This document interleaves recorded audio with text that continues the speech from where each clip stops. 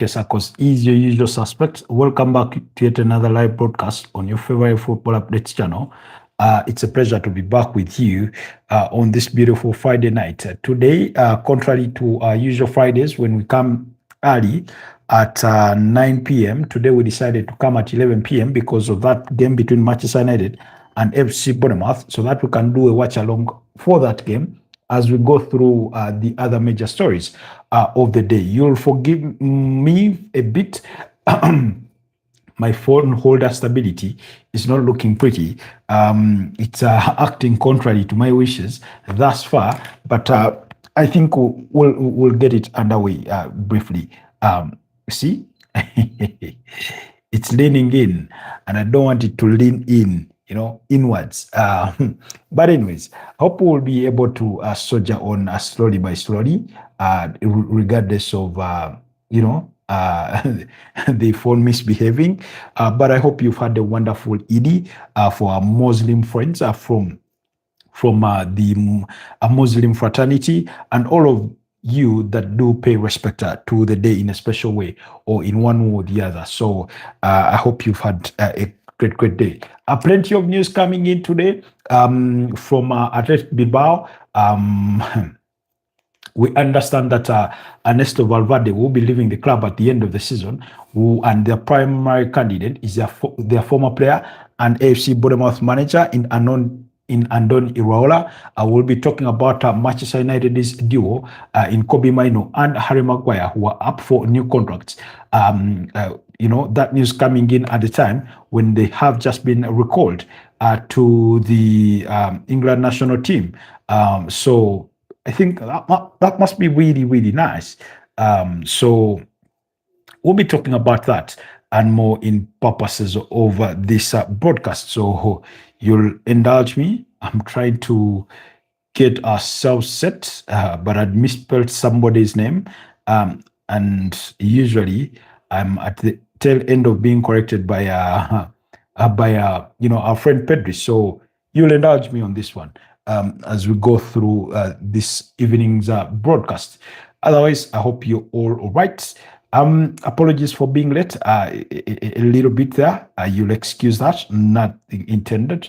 I was needed to get some things in order before we started this broadcast. So yeah, but I hope everything will be okay and will go on smoothly. I will get to understand what the starting 11s are in the process. Jesus Christ.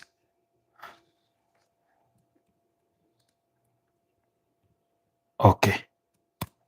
As afraid the characters were not enough to accommodate us to have the kind of headline that we would have loved to have. But I hope all is good with you. So we'll get, meanwhile, just to brief you briefly, Manchester United do have Seny Lomans in goal. They have Harry Maguire, Lenioro, Luke Shaw, Diego Dalot. They have Casemiro, Kobbie Mainoo, Bruno Fernandes, Amadou Diallo, Matas Cunha, and Brian Mbeumo. Those are the ones leading the lines. They are all for the Red Devils. On the other side, for FC Bournemouth, I think they have George Petrovic in goal. They do have Michael Senesi in there. They have Adrian Traffet to their left back. They do have James Hill in the centre back, as well as Alejandro Gimenez. They do have Alex Scott in midfield, alongside Ryan Christie, Marcus Tavernier in that number 10 role, alongside Ryan and Amain Adil, with Evanilson leading the line. So that's the look of the starting 11s. Pedri is back with us. Thank you so much for your kindness, Pedri. Good evening, everyone. Welcome back to the Football Tribe. Robert Kesakos is my name, and I come to you live from Kampala, Uganda. It's 19 minutes past the hour of 11 p.m. Indeed. Hope you had a wonderful day too. Pedri, I know you've been a happy man, and you must be looking forward to that game.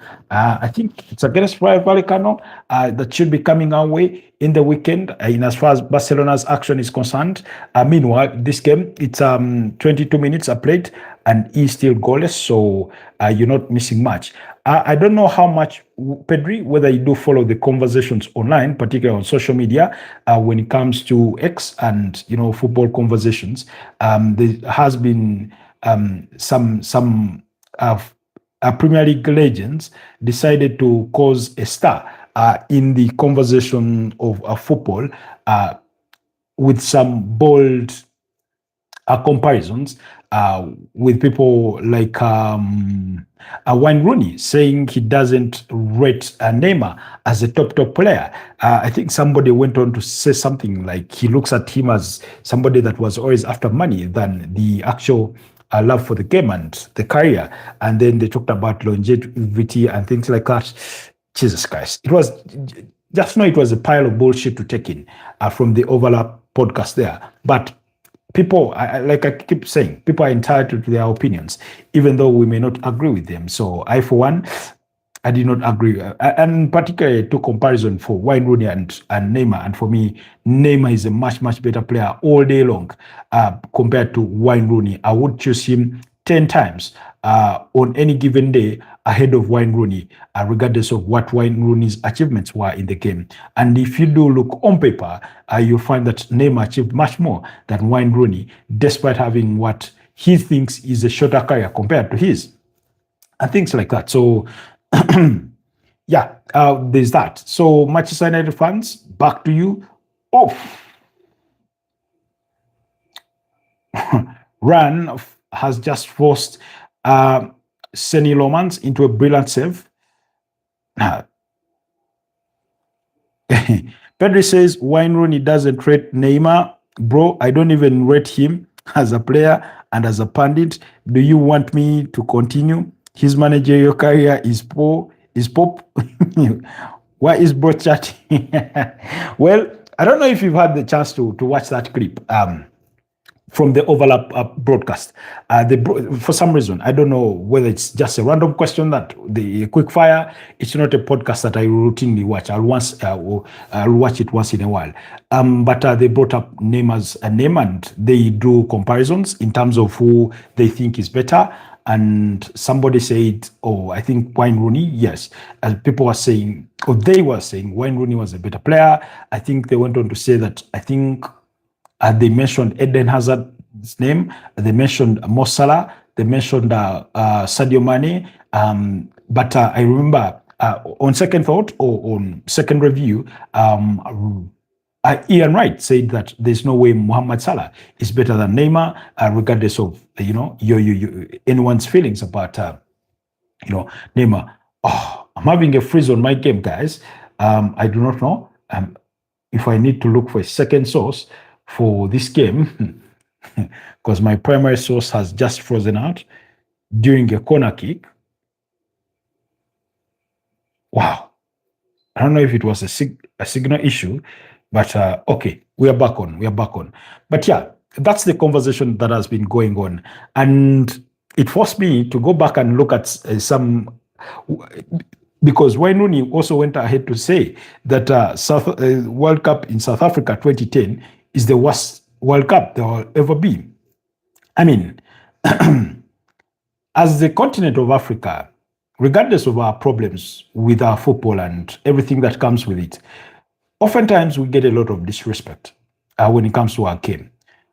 Of course, in terms of the game maturity, in terms of the economic side of things, the development of clubs, academies, structures, administration, there's so many gaps there is in between when you compare it to the other side of the aisle, particularly with Europe. I understand that, but we take a lot of bullshit from people from that side in regards of their views. It's not too far back that we had Jamie Carragher disrespect the Africa Cup of Nations, regardless of his personal feelings. Now, Wayne Rooney is, anyway, I understand it is his opinion to say it's the worst World Cup he's ever been to. But unless he's talking about with the respect of England having a poor World Cup, because they had quite a poor one. Germany thrashed them, and I was watching highlights of him in that game. He was so shambolic, and it sort of drove me back to my feelings about English players. They will go on to have a stellar career at club level, but when it comes to the national team, they fizzle out. When you go back to that team, well, that's a team for the World Cup, particularly for England, 2010, then 2006, particularly, for example, I think 2006. You're going to find players like Rio Ferdinand, Steven Gerrard, Gary Neville, Joe Cole, Frank Lampard, Wayne Rooney, John Terry, and so many others. And these are guys that had really, really beautiful careers in terms of football, especially at club level. But when it came to the national team, they came up empty on all terms of asking. So Pedri says, Man U fans overrate him so much. This guy said Barcelona won't handle the Premier League's levels of football before we played Newcastle. Bro made himself look like a stupid American. He got hit by 8. Haha. You say haha. 7-2 Wayne Rooney, 8-3 on aggregate. Take that, you donkey, you idiot. Just like your time at Derby County. Well, I don't want to even look into his managerial career because perhaps it's only worth a reflection because his former assistant, Liam Rossini, is at Chelsea. But for me, when it comes to, football is entertainment. And I think a lot of people forget that. Why? Because modern day football has prioritized or has exaggerated statistics. There's something they call, it's called what? Is it called high quality? No. It's I something in football. So, in other words, for example, today I saw numbers, I think from, there's a Barcelona player, I'm forgetting who it is. They brought up his numbers, and I think he has about 14 goals in the UEFA Champions League. And then they drew comparisons to him with Luka Modric, because Luka Modric had 14 Champions League goals in 44 games or 114 games, thereabout. And I'm thinking to myself, really?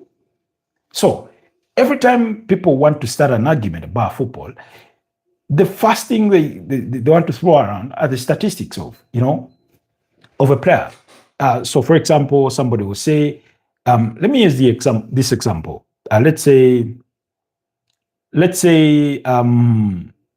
Eden Hazard. Let's say he scored fewer goals than Darren Bent. I cannot sit here and I say that Darren Bent was a better footballer than Eden Hazard. No, just because the other one scored more goals than the other. We cannot continuously judge football on the basis of he provided more assists, he scored more goals than the other. Some of the players that have graced the pitch may not have the most elite numbers, but we know that they are the best there is. There is a reason as to why players like Lamine Yamal are a rare game. Players like Max Dorman, I know he's not yet to live to the billing in terms of longevity, but there's a reason as to why people rave about those kinds of players before they even have the numbers. Because there's something you love about watching them play a game of football. There's a reason as to why at the age of 16, Neymar was being talked about in the line of the Ballon d'Or. I understand he never went on to win it. I understand that bit. So, should we qualify to say that everybody that won the Ballon d'Or had a better career than every other player that did not go on to win the Ballon d'Or? Kind of argument. I find that a bit shallow.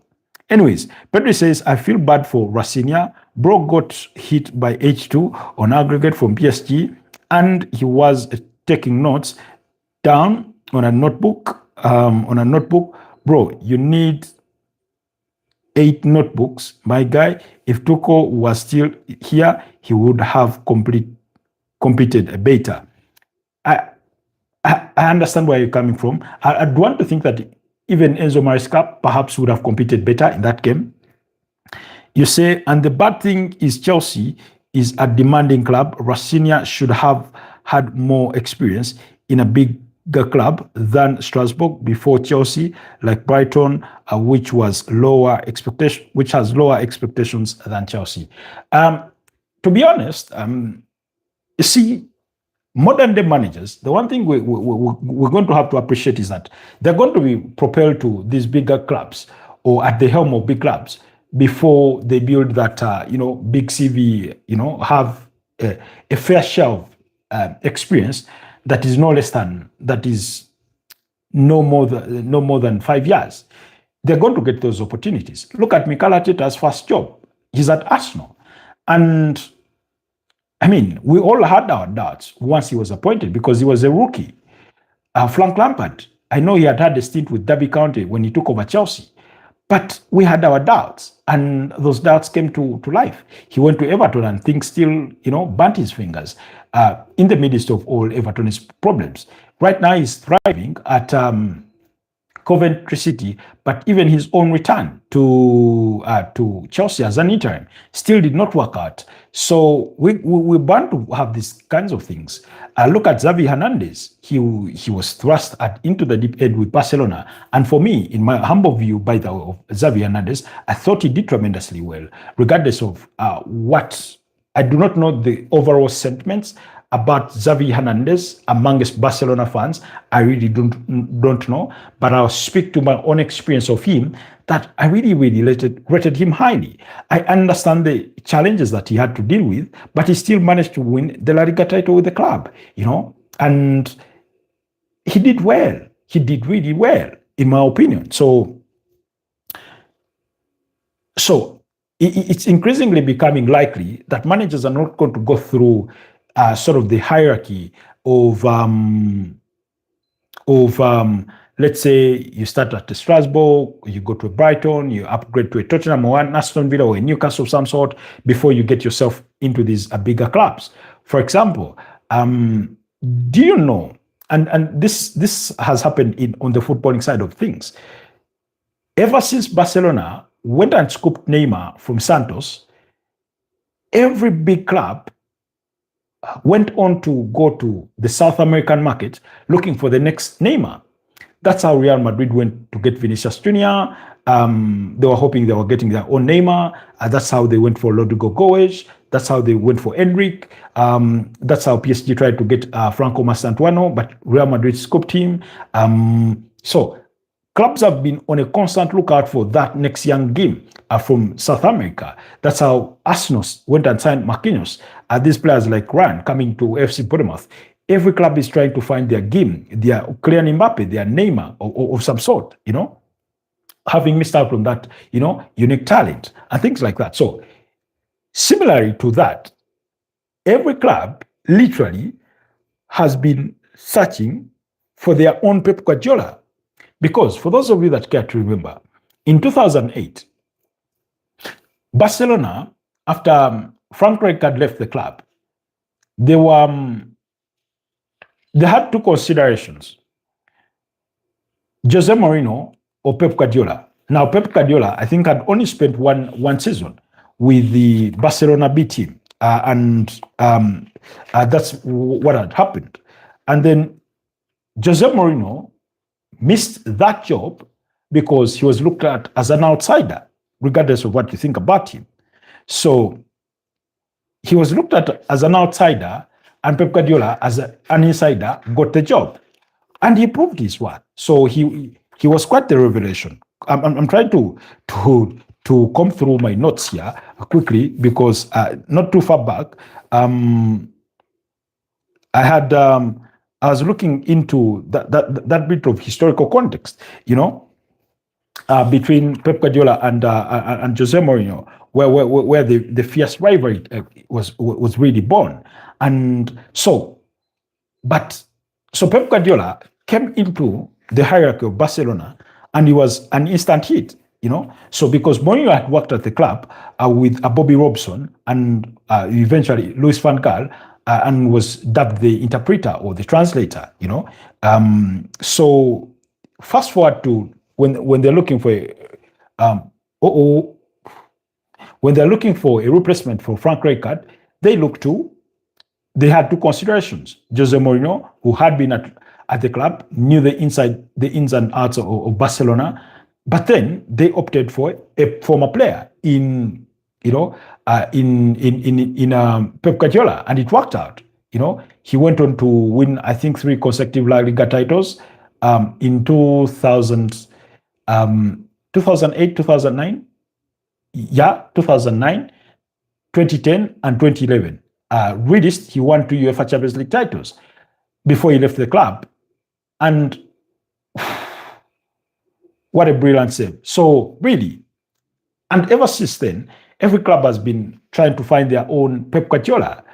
And I do not want to think it's coincidental that Arsenal, when they took a chance on their former captain in Mikel Arteta, I do not want to think that Chelsea didn't know what they were doing in appointing Enzo Maresca, who had worked under, Pep Guardiola before having that 1 season stint at Leicester City, and things like that. So it's sort of constantly been there in a way, So whether it eventually does pay off, I will have to wait and see. But so really, for me, anyway, that's all comes from the unfair comparisons that have been making the rounds between Neymar and all these Premier League players. But for me, when it comes to Wayne Rooney versus Neymar, I'm going for Neymar all day. It's been an end-to-end game. Both goalkeepers have been tested. Just a minute ago, George Petrovic had to make a foot save, literally off his lines. But neither team has yet to find the breakthrough. They've created some really good chances, but none is yet to make them count. Anyways, moving on.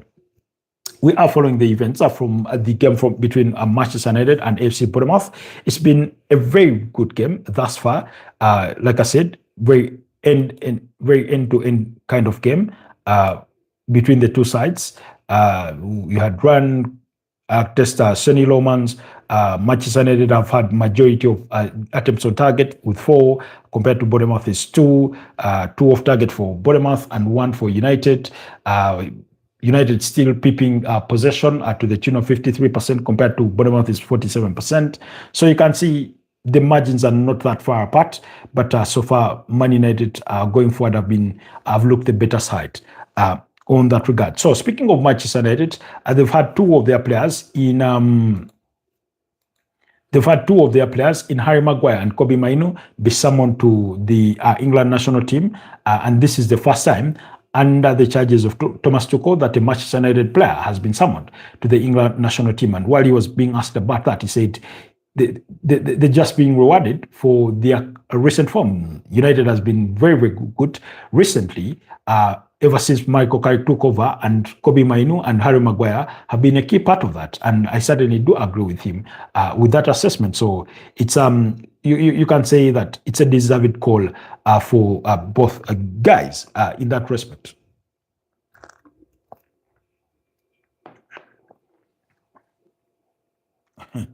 So it's been quite deserved, really. If we are being honest, it's been quite deserved, a call for them.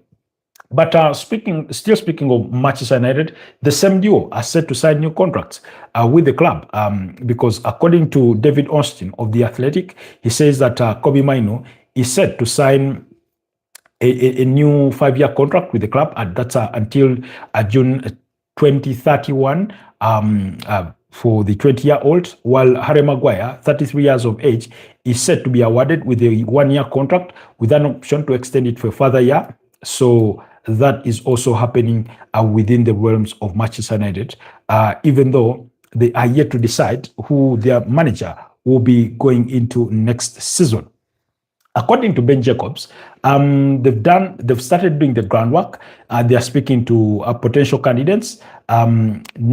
No single name has been revealed thus far in the conversation for a potential managers, but perhaps sooner or later we will find out. I said this during the preview for this particular game, that every game for Michael Carrick, in as far as Manchester United is concerned, is going to be an audition for him until the end of the season.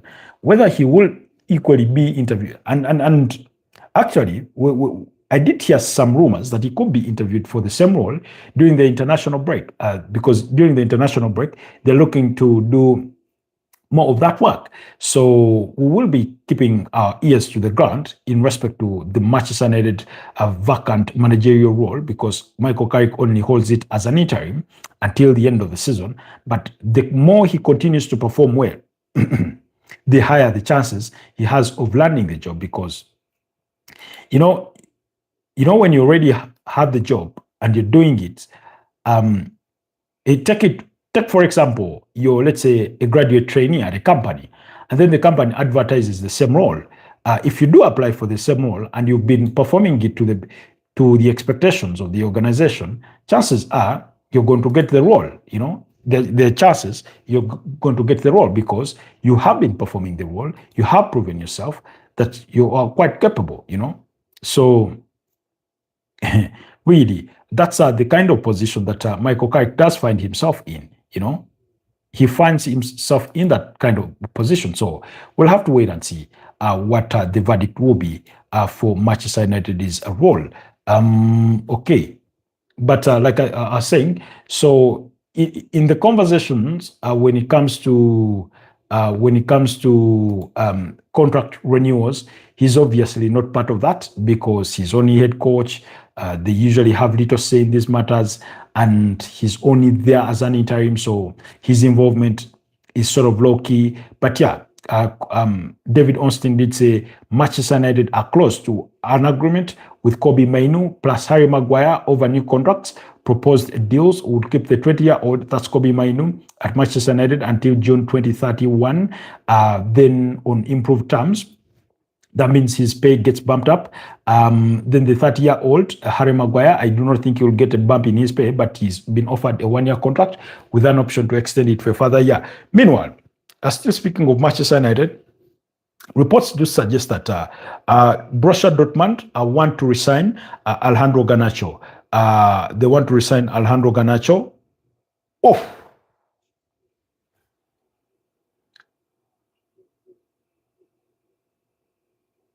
Marcus Tavernier testing Sonny Lomans from a free kick, but it was a beautiful catch from the Belgian goalkeeper.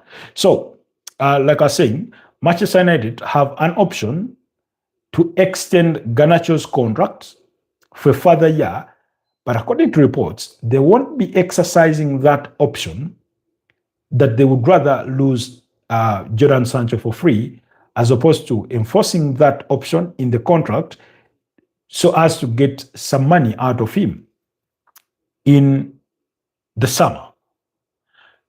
Now, I don't know. I sort of understand where Manchester United are coming from. But my feeling about that is that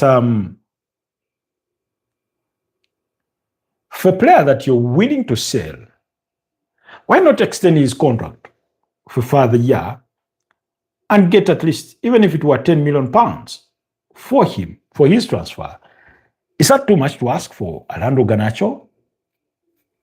Not really. Maybe they've weighed the risk of having to stomach his wages for a period of time until they find a new club for him, and it just doesn't sit well, or the math doesn't come out well. But, Borussia Dortmund are open to resigning him, and he's open to returning to Germany, to revive his career. I don't think he's done any better at Aston Villa than he did at Chelsea. It's been sort of their average,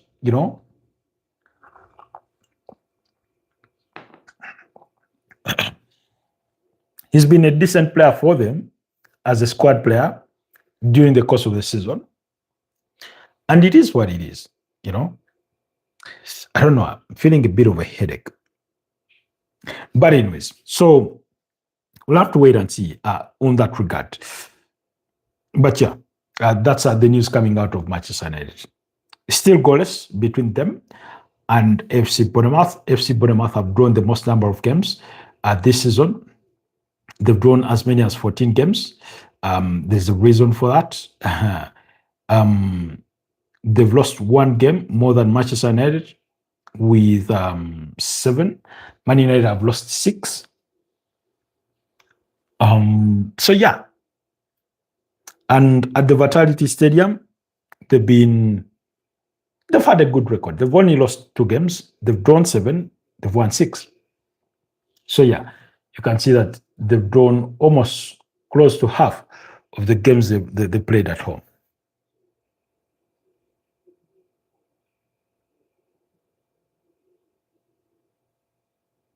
The well-drilled team. So speaking of their manager, Bournemouth's manager in Andoni Iraola, we spoke about him in the build-up to this game, or in the preview of this game, and I said he was equally auditioning for the Manchester United job, even though he had not formally applied for it. And the reason for that is it's been one of the names that have been spoken about as potential replacements for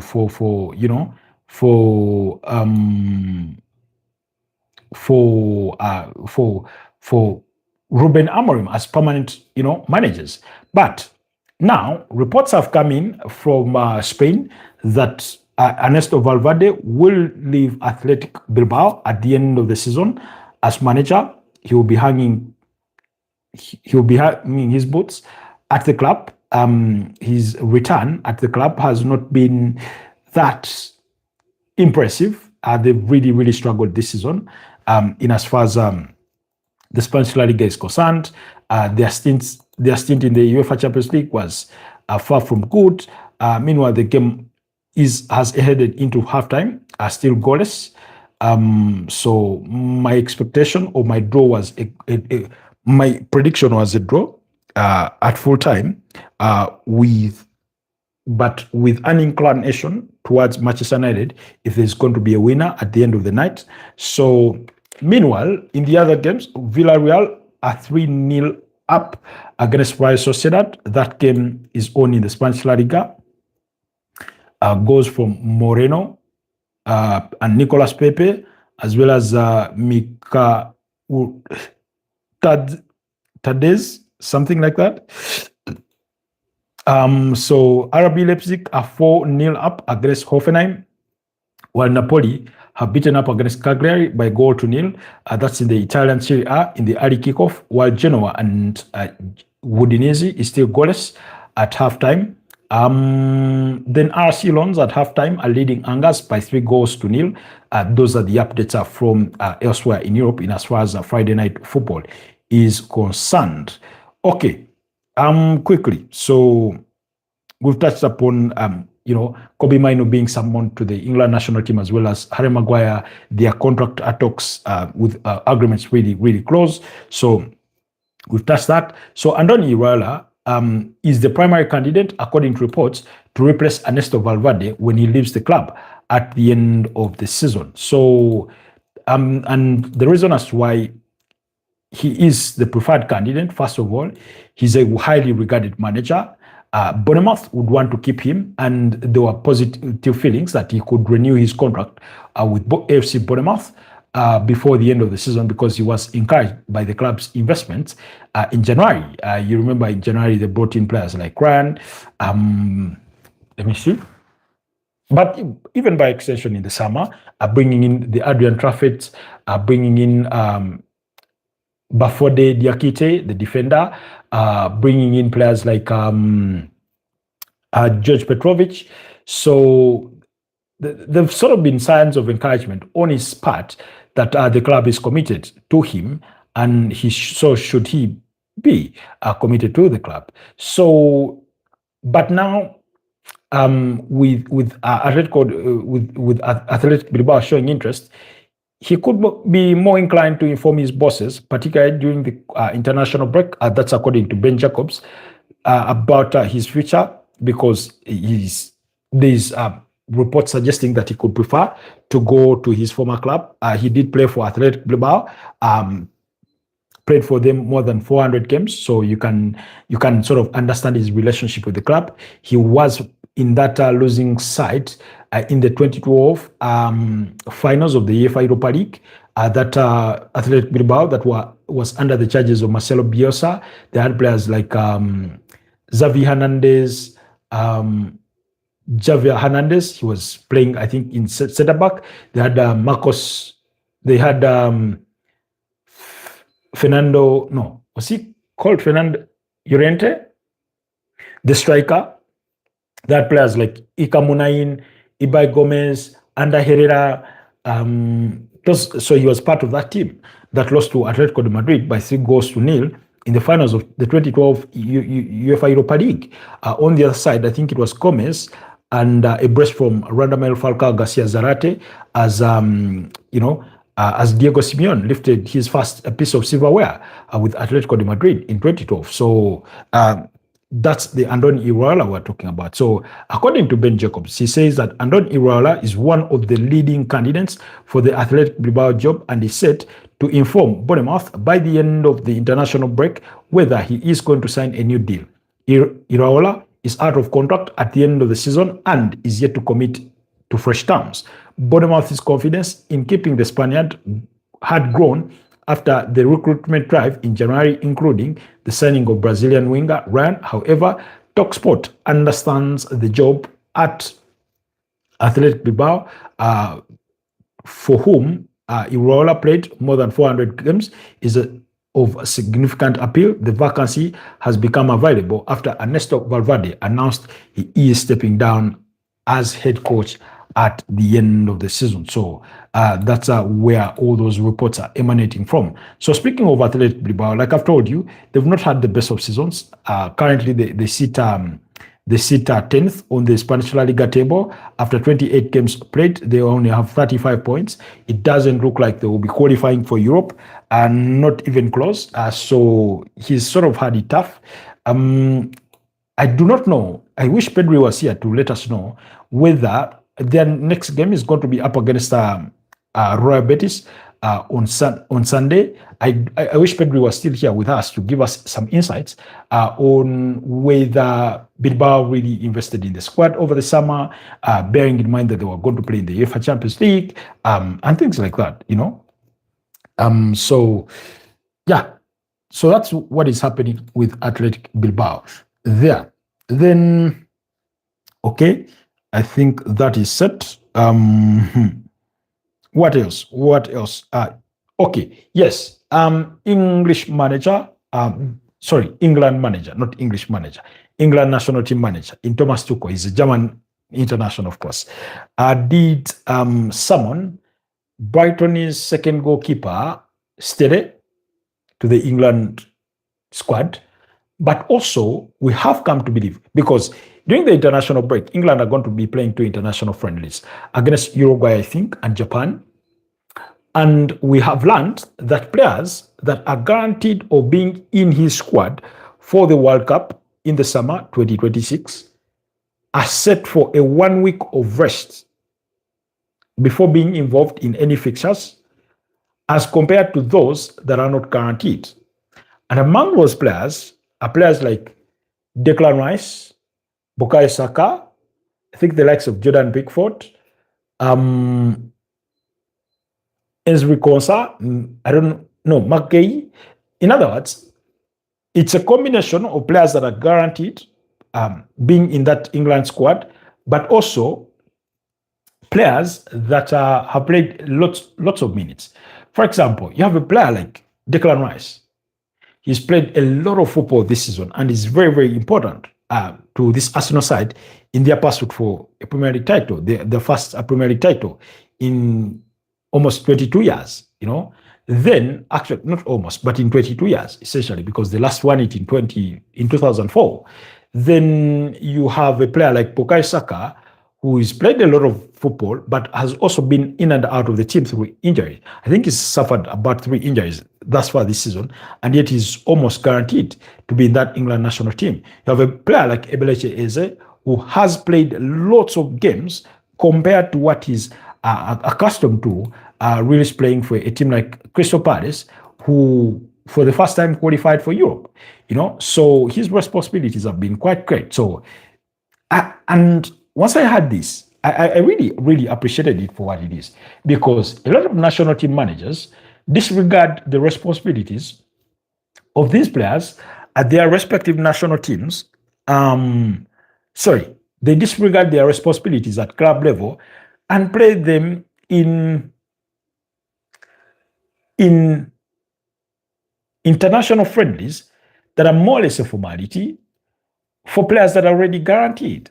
Now, I understand for a fact that you you need to test out your formations, your player combinations, and things like that. But for example, if a Brazil national team, Gabriel Maguire is a guaranteed starter, there's no need to try him out.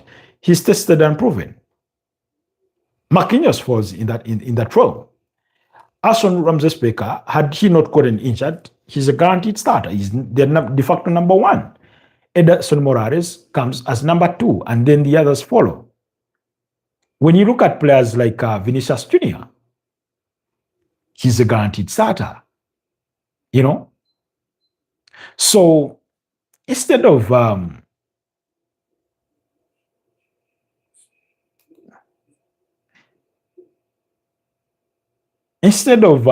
trying to add more minutes, especially in a period of time where they could use, let's say, a little bit of rest,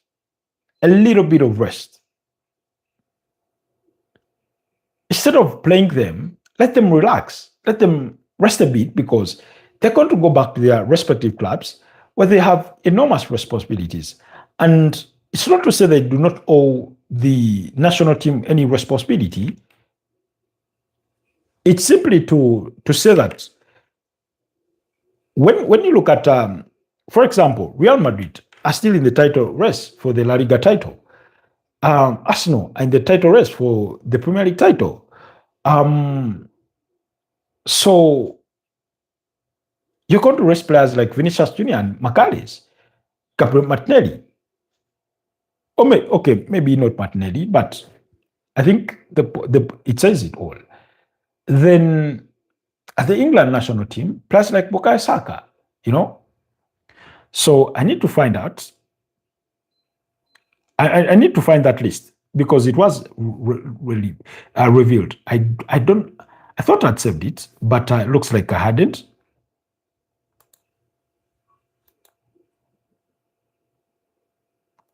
But yeah, for me, just to digress back briefly at the game.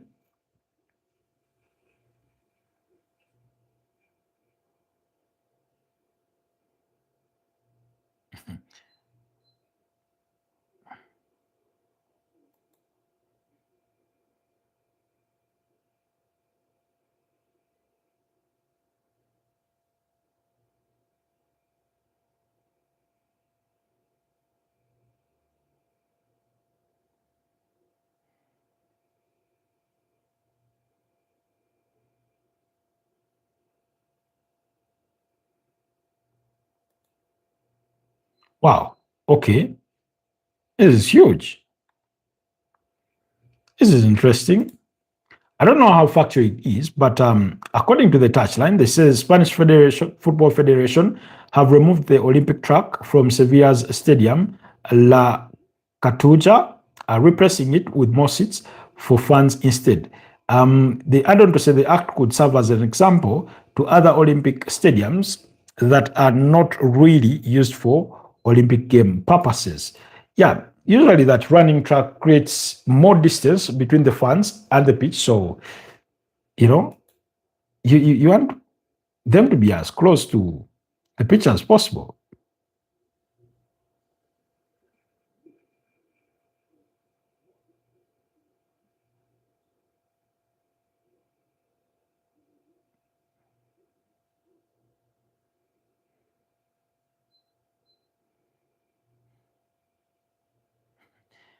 Anyway, so quickly,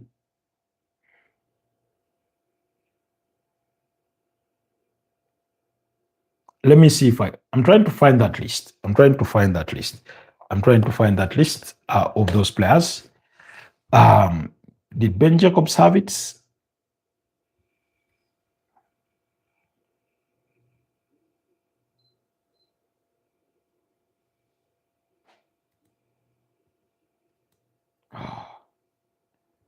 Ben Jacobs. Let me see if we can trace that list, because it's really, really important that we go through it. Meanwhile, Tottenham goalkeeper Guillermo Vicario is set to undergo surgery after the relegation derby against Nottingham Forest this weekend. He has a hernia.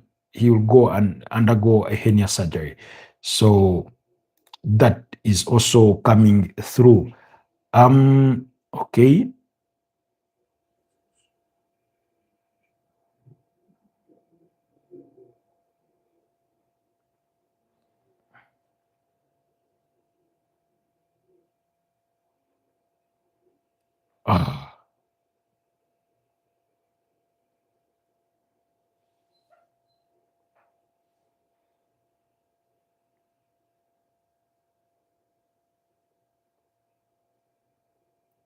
Meanwhile, Juventus are interested in signing Bernardo Silva in the summer. He's expected to leave Manchester City at the end of the season, so Juventus are among teams interested. Let me see.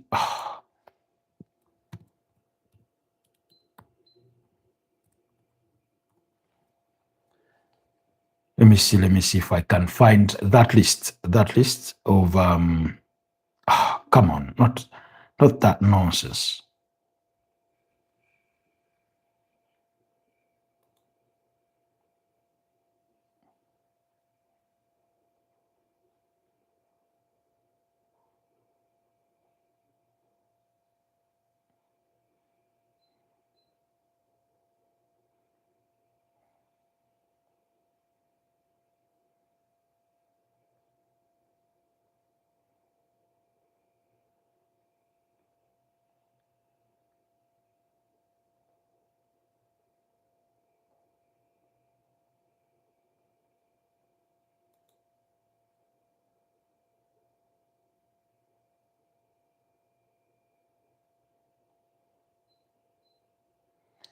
Okay, this is part of it. So Ebeleche Eze, so Declan Rice and Bukayo Saka will not join up with their international teammates until after England's first friendly. So they want to be given a week off. But there's a full list of players, England players that are to be given a week off. So that's the list I'm trying to find.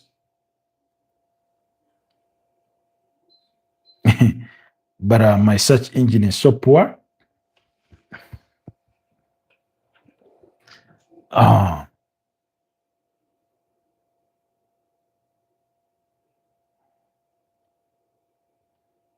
Okay. England players to be given a rest. Yes. So, here's the list. So, based on the announcement from manager Thomas Tuchel, 11 key players will be rested and they'll speak and the initial part of the match international pre-camp. And these are key players to be given a rest, include Harry Kane from Bayern Munich. We know how important he is for Bayern Munich. There's still the rest for the Bundesliga, in the Champions League. Then Bukayo Saka from Arsenal, Declan Rice from Arsenal, Anthony Gordon from Newcastle, Morgan Rogers from Aston Villa. Aston Villa still in the UEFA Europa League, still in the pursuit for top 4. Dean Henderson of Crystal Palace, they're still in the UEFA Conference League. Dan Burn of Newcastle, they've just exited out of the UEFA Champions League. Mark Gay of Crystal Palace, they've just exited the Champions League. Is very critical to Manchester City side, who are still pursuing the Premier League title and the FA Cup. Ezri Konsa at Aston Villa, same story. Nico O'Reilly of Manchester City. So the reasoning is heavy workload. Thomas Tuchel noted that these players have already played, more minutes in the current season than they did in the entirety of last season. But if that were to be the case, I would add Ebeleche Eze to that list, really. So mental and physical break. So the break is designed to keep them fresh for the business end of the club season and the upcoming World Cup 2026, because we know there's going to be such a very short period between the end of the season and the start of the FIFA World Cup. Remember, the final game of the season is slated, I think, for May the 30th. That will be the final of May the 30th. That will be the final of the UEFA Champions League in Bucharest, Hungary. Sorry, in Budapest, Hungary. So,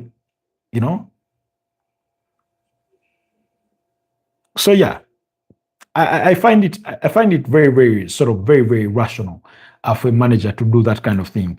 And I think Thomas Tuchel, having been part of club football and being involved in title races, he knows a thing or two about what it means to manage a workload of these players. At, like they put it, at the business towards the business end of the season.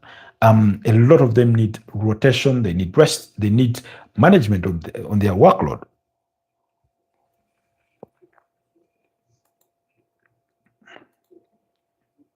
So really, it's of great importance that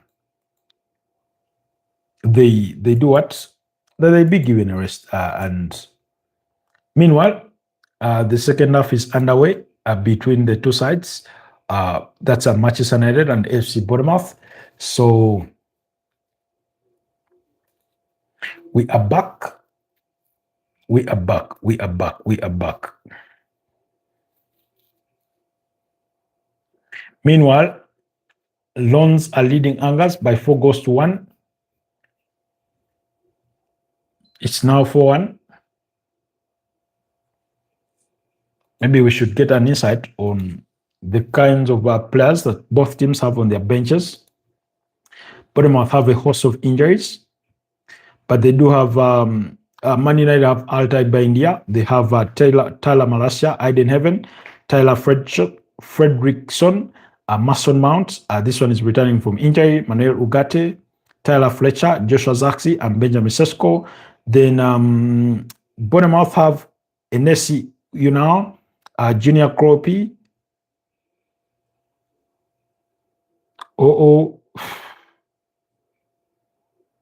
Then they have Ben Gannon.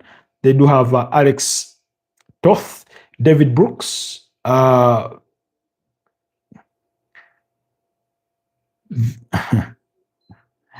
some names are really hard to pronounce. Adam Smith, Bafode Diakite, Christos Mandas, that's a goalkeeper, because they have injuries to Taylor Adam, Lewis Cook, Julio Sola. They do have Justin Clevert is out injured, Owen Bavin, and a couple of others there. So it's still goalless. We're into the 52nd minute of the game thus far. And yeah, Manchester United have the best record ever since Michael Carrick took over, or ever since the turn of the new year. So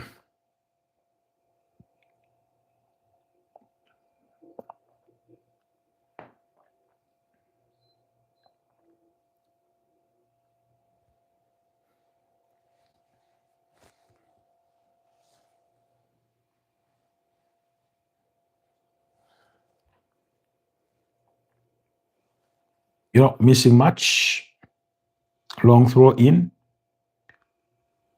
Oh, is that not a penalty? Did Senny Lomans not punch someone?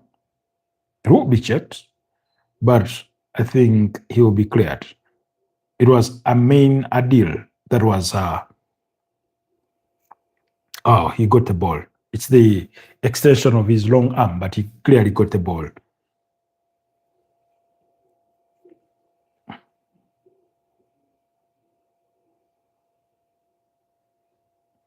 That's the right call. Meanwhile, thank you so much to all our new subscribers. I can see we've hit 4,200 subscribers as we speak. 4,213. Thank you so much. I hope you do not just stop at subscribing. You go on to watch our content and help support what we do. Let us continue to grow. I've constantly told you what our objectives are, and they are simple as getting monetized. That's the objective. And the only reason as why we're not yet is because of those watch hours. We're yet to hit the bare minimums that are required. So keep watching, keep commenting, keep sharing,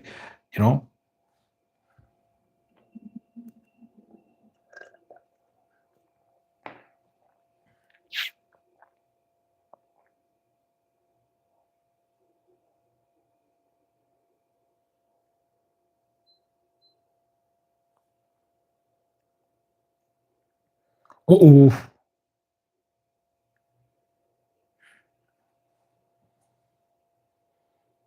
so on Super Sunday, tomorrow, by the way, we'll be back here in the morning at around 10 a.m. to do the weekend preview. It has the Madrid Derby. It has the games from Super Sunday in the Premier League, because the ones for Saturday, we did the preview today morning. And then we'll have a revisit of the Carabao Cup final, and we add another voice to that. The preview is already out. At least my preview is already out about that game. So yeah, it's the video is already up on the channel. It did premiere yesterday. So thank you so much to all those that have watched it already. For those of you that haven't yet already, please go check it out and let us know what your thoughts are about that final. Who do you think will win it? And things like that.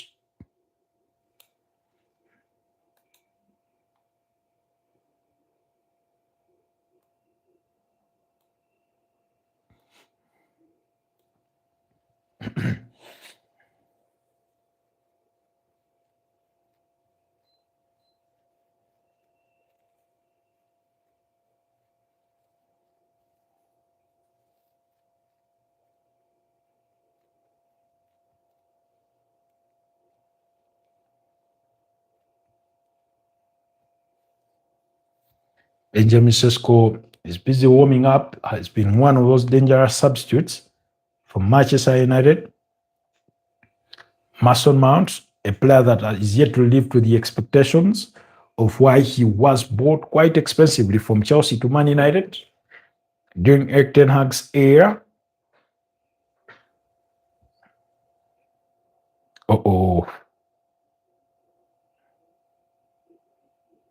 Ryan Christie, one of those very decent players.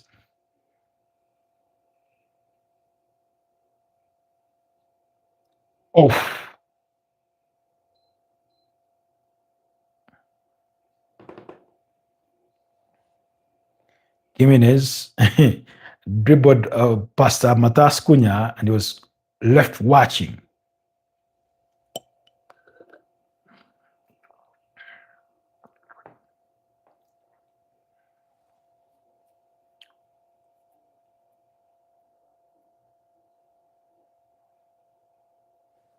Meanwhile, the Hollywood star, Michael B. Jordan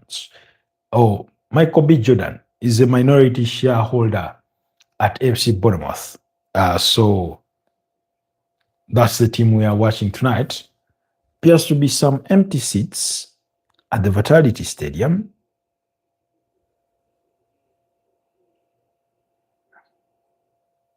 It's the stadium they want to expand. They want to add some 15,000 seats or thereabout.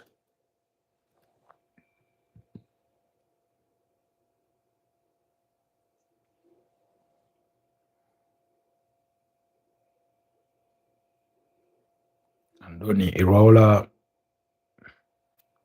I think he's done tremendously well with Bournemouth ever since taking over. after the club had part ways with Scott Parker, I think. So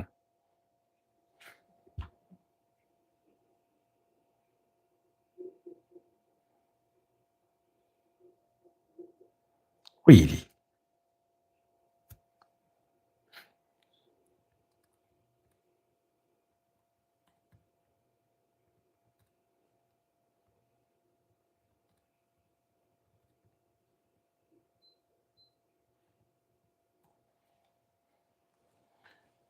Andoni Iraola, Spanish cover.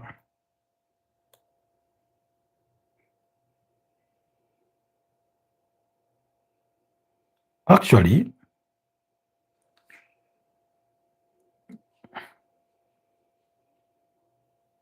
he came in after the sacking of Gary O'Neill, not Scott Parker. So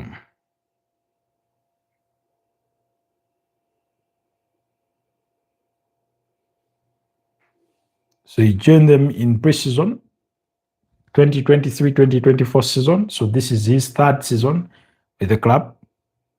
So that's why his contract ends this year.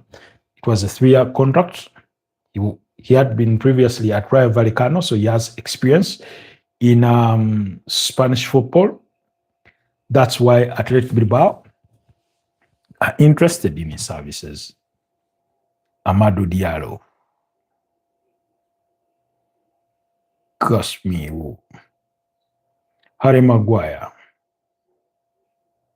has been one of the standout performers in this Michael Carrick side. The likes of Casemiro, Matthias Cunha. Oh, beautiful cross, but Mbomo could not get to the height of it. Evanilson busy doing what Brazilian players do, dribble past people. Beautiful interplay from these Bournemouth players. Oh, Seni Lomans to the rescue. But he wouldn't have counted because Mark Castavenia went a little too early.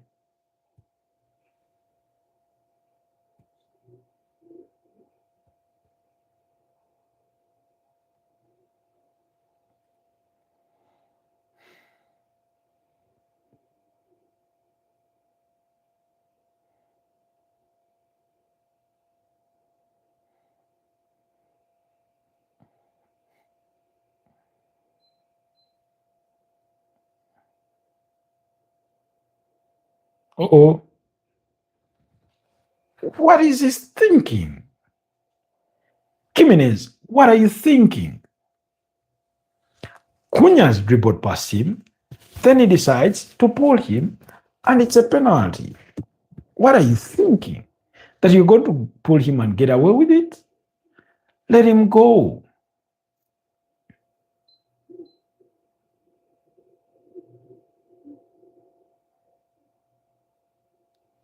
Let it go.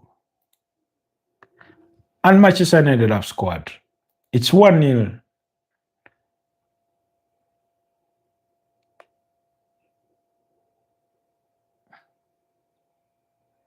You ought to think that you have other defenders. You're not the only one on the pitch.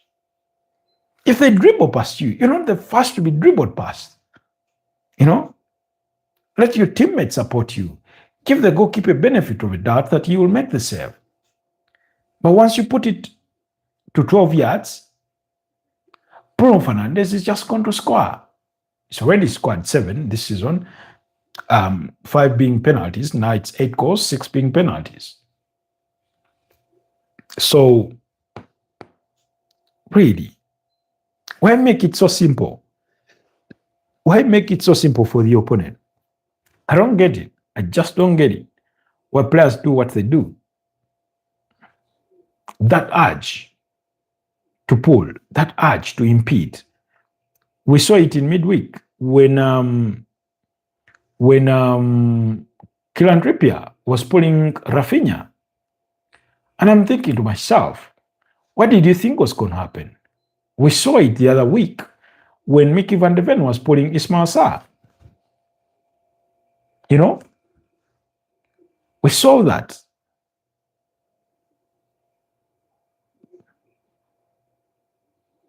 Sometimes I don't get it. I see these fouls that lead to red cards, that lead to penalties, and some of them are just blatantly stupid. Now, the other day I was having a discussion with a couple of football fans or enthusiasts, and somebody was telling me or was saying that you see, when you play the game of football, there's that urge as a player to not give away the chance. So you do anything it takes, and that may include impeding the other player. But my question is, and this is for professional players, I understand where that argument stems from. I completely do. But for example, you handle the ball in the area. In this modern day and age, we saw Bernardo Silva doing that, getting himself sent off and conceding a penalty as Manchester City lost to Real Madrid in the last fixture of the UEFA Champions League. Thinking to myself, okay, I get the urge, but should be experienced enough to know what the result of that is going to be. You know, you should be experienced enough to know what the result of that is going to be. So you're going to get a red card, that you're going to consider penalty. And in this modern day and age where you have video assistant referee, VAR, you're not going to get away with much. As much as people like Marcelo Bielsa is reported to have disagreed, allegedly, with this whole system of VAR, it is there. And at least 8 or 7 out of 10 times, the referee is going to be summoned to the monitor to review an incident, and you're going to, lose the plot. So if the odds are stacked against you 7-3, why bet on the 3?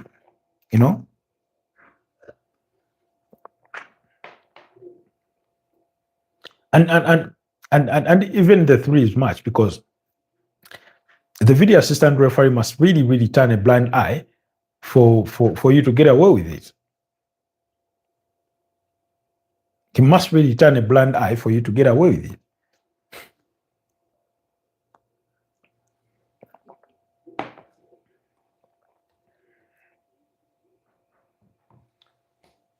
So Manchester United fans are having all the joy.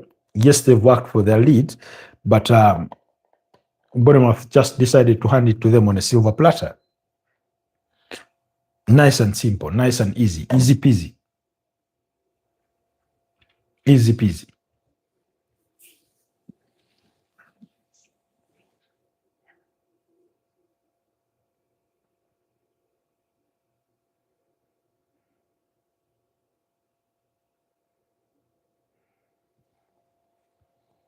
This time round, Given has decided to defend well against Cunha, as opposed to taking him down.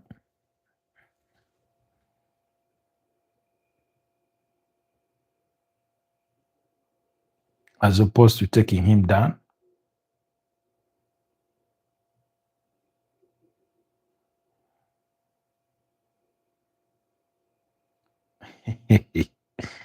Ah.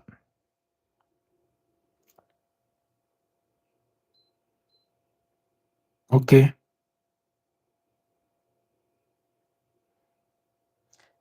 I think I'm going to start requesting for permission to leave my desk at halftime. Will you guys indulge me? Oh.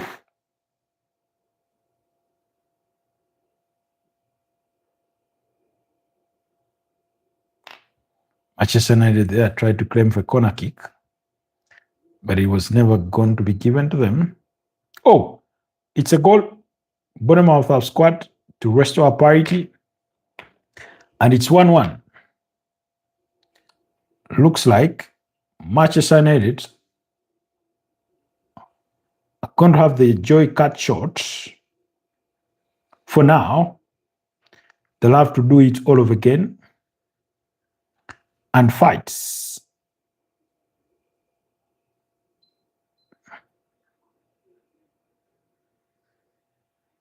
Oh, such a beautiful goal. He literally passed that into the bottom corner. He literally passed that into the bottom corner.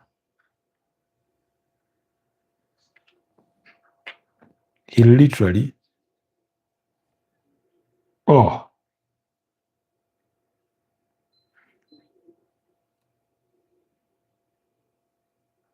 Manchester United were busy trying to claim for a penalty on the other side from Amadou Diallo's incident in the area that they quickly lost the plot, and Bournemouth went on a quick counter.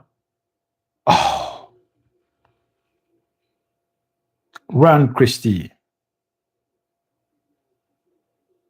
Oh. Nutmegs Harry Maguire and puts it in the back of the net. Adrian Trafford with the assist. But that's a brilliant goal. That's a brilliant goal.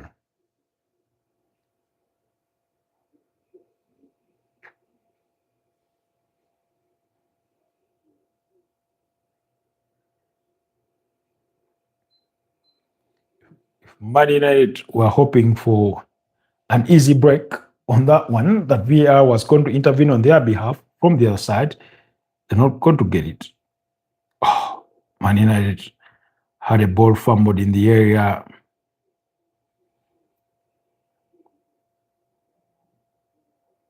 Here we go again. Bournemouth, here they come again. Ah.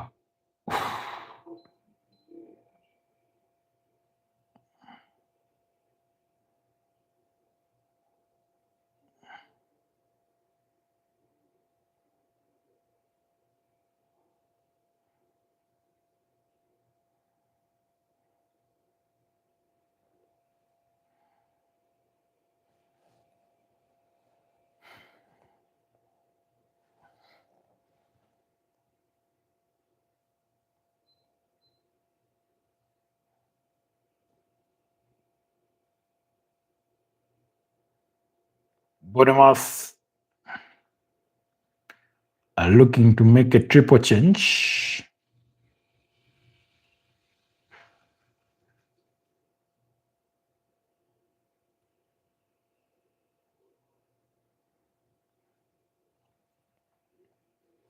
Brandon Mbeumo is being withdrawn for Benjamin Sesko.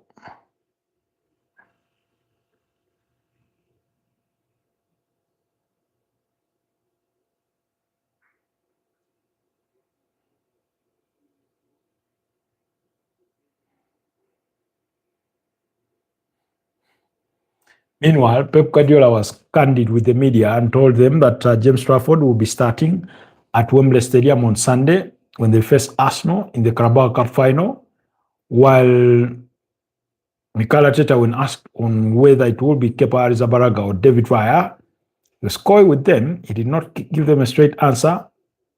It's a goal. Harry Maguire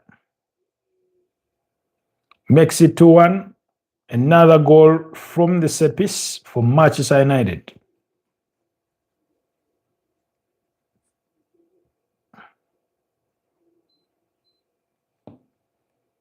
Another set piece goal for Manchester United. Beautifully floated in corner, takes a flick to the back post, and Harry Maguire was there to put it in.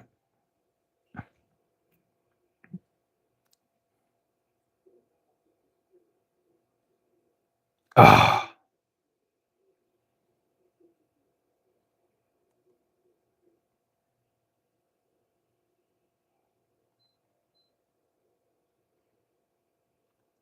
Oh, it's actually an own goal.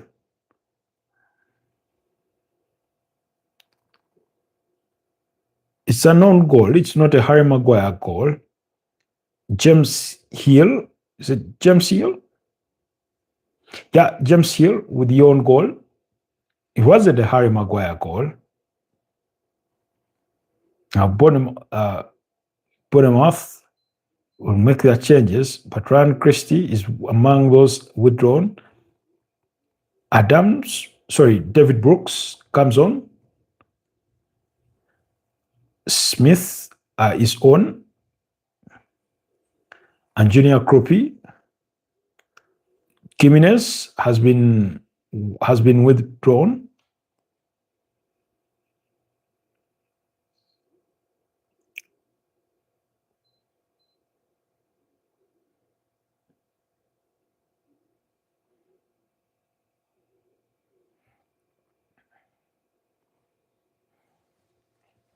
My prediction was a 2-2 draw.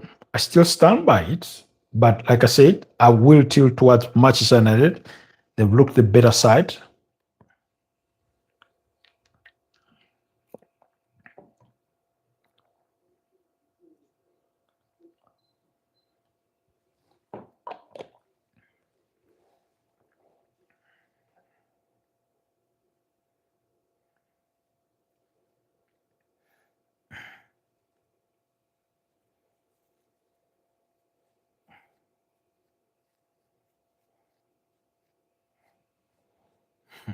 That's 6 minutes between the first goal of Bruno Fernandes and the equalizer from Ryan Christie, but there's been 4 minutes between James Hill's own goal that puts Manchester United into the lead.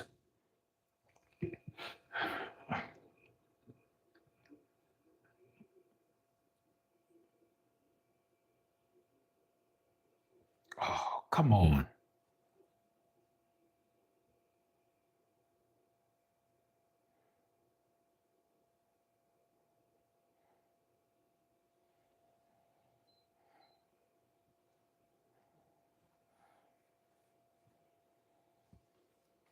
Oh, ladies and gentlemen, it's Manchester United leading by 2-1 against AFC Bournemouth. And welcome to the watch along on this evening.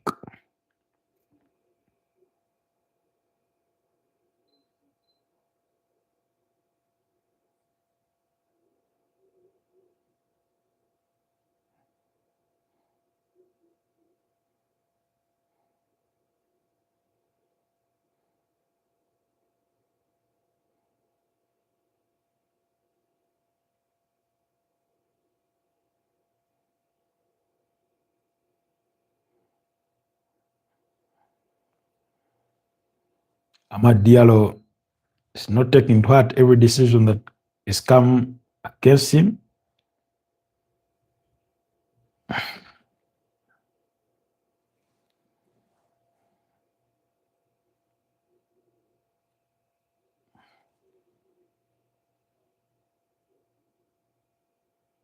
Oh, wow.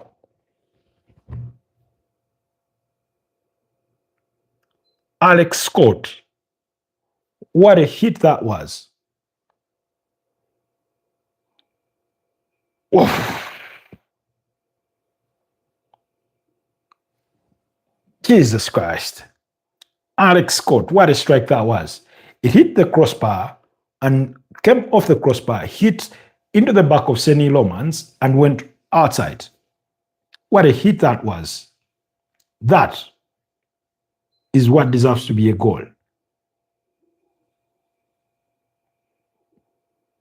The way he rattles the upright,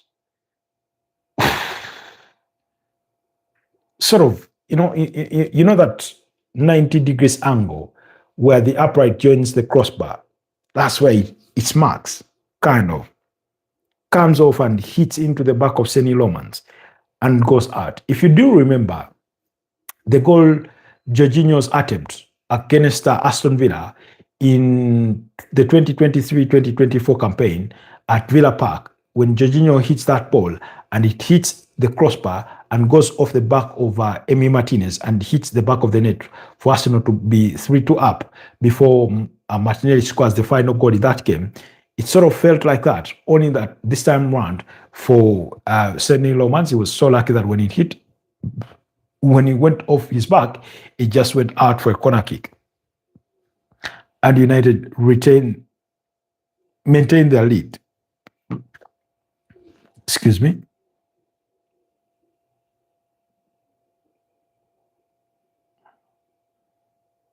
Bournemouth are starting to ask serious questions of Manchester United.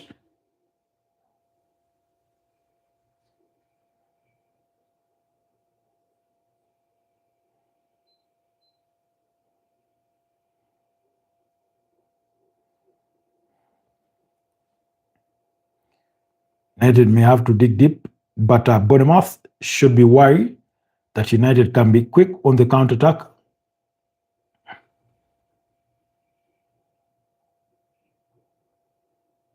Is that a red card?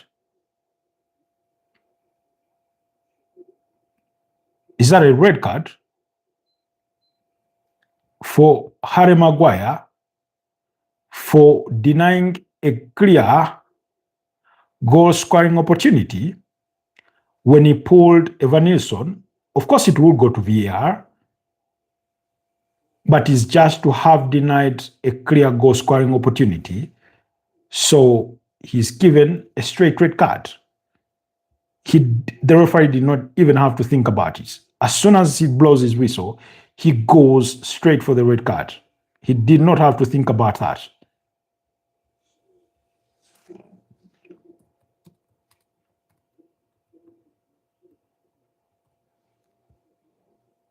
Harry Maguire does not attempt to play the ball. He simply goes for the man. Stuart Atwell reaches for his pockets and awards a penalty. Craig Paulson is the referee on VAR. You cannot defend that. You cannot defend that. Harry Maguire just let his team down. He celebrated the goal he had not scored on the other side. I'm not accusing him for celebrating, but he painted the impression as though he is the one that had scored it. Now he's gone on to let his team down just the other side. And those are the things we are talking about. Let the guy go. Give your goalkeeper a benefit of chance to save the day, because this time around you're beaten. And I was saying, Bournemouth had turned it on, and it's a goal. Junior Kobbie has scored, and it's 2-2. Remember, the first leg ended in a 4-4 draw. I went for a 2-2 draw in this one. I do not know. Let's hope Bournemouth do not use their numerical advantage to then nick it. Because the last time Man United were down to 10 men, they ended up losing to Newcastle by 2-1.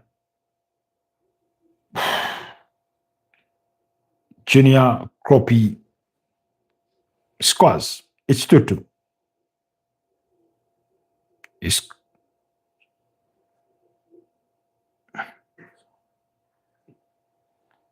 But Harry Maguire did his side no favors there.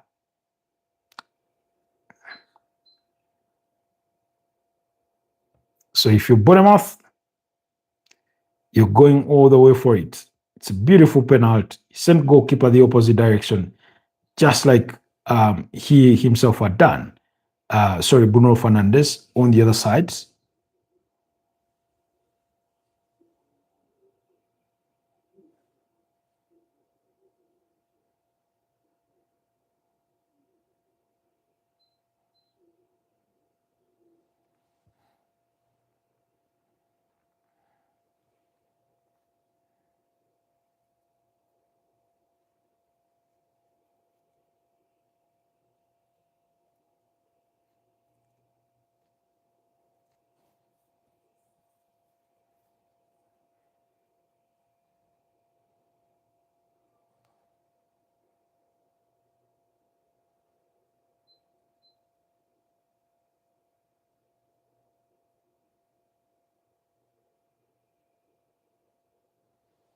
Cunha has been withdrawn to accommodate Aiden Heaven. I don't know why Michael Carrick is sort of inclined of taking off Casemiro quite quickly for Manuel Ugarte. But anyway, it's 8 minutes left to the 90, maybe, but usually it's not the kind of substitution that I would be rushing to if I were Michael Adrian Carrick. Good thing I'm not him. So who? Bournemouth, here they come again. They want that third goal. Oh,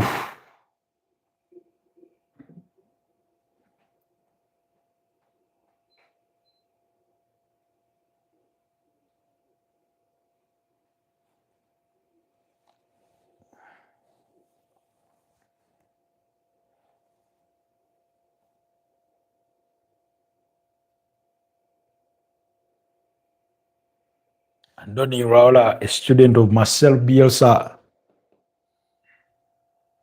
Steve Holland, the assistant to Michael Carrick. They're here sharing notes. 14 attempts on target, on goal for Bournemouth and 13 for Man United. Both sides have had 5 on targets.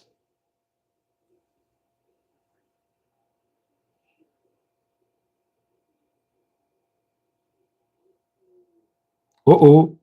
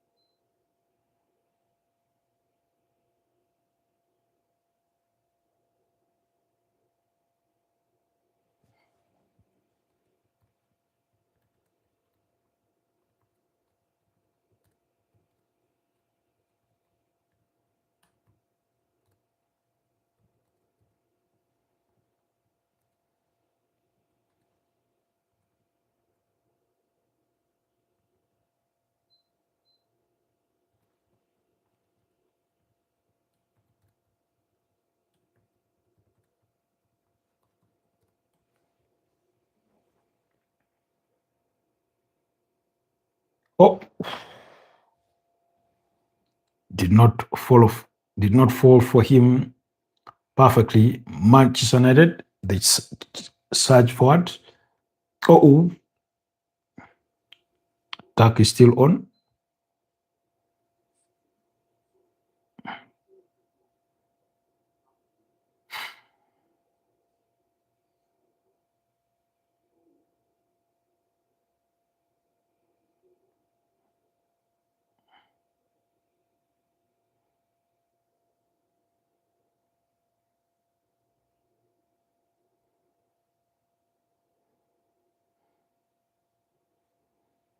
Alex Scott has decided to turn up the heat.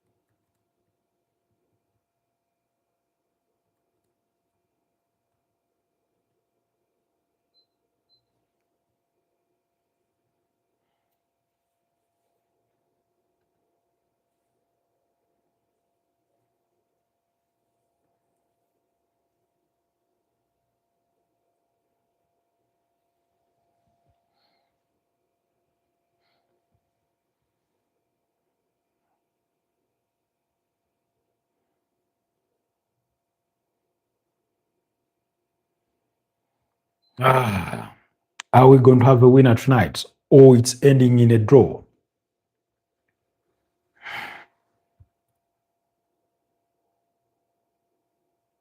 Bruno Fernandes is already looking for somebody to blame.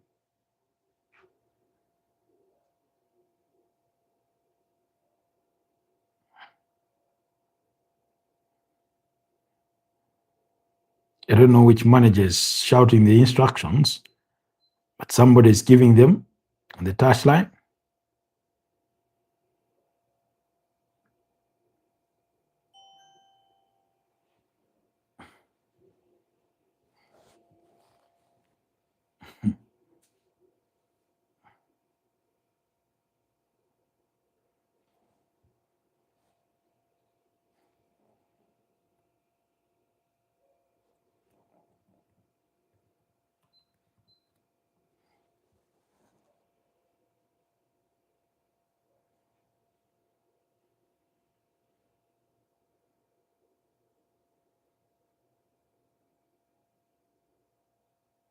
Uh-oh.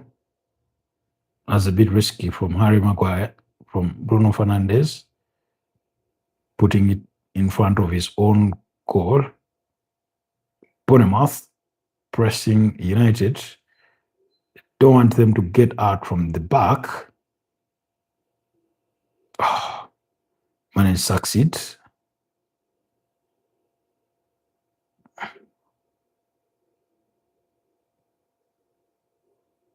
Uh-oh. Oh.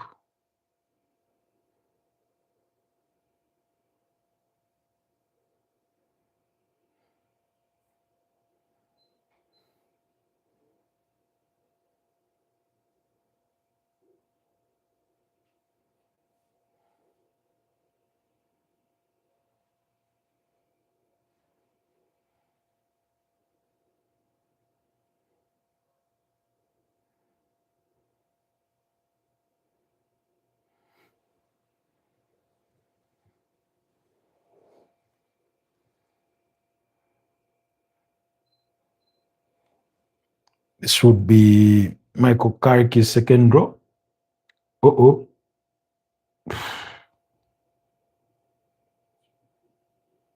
Amadi could not get to that one. Uh-oh. Skip. David Brooks. But Senny Lomans was right there.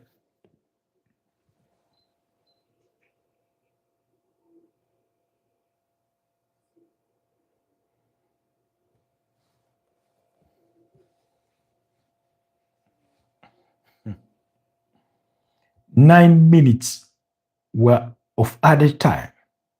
Jesus Christ. 9 minutes of added time. All right. Let it rage on.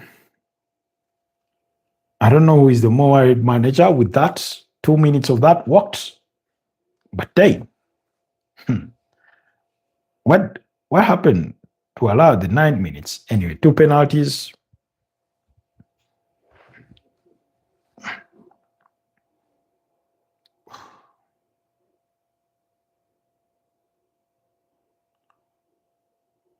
What is he thinking? How do you turn and go back to the goalkeeper like that? Blast it forward.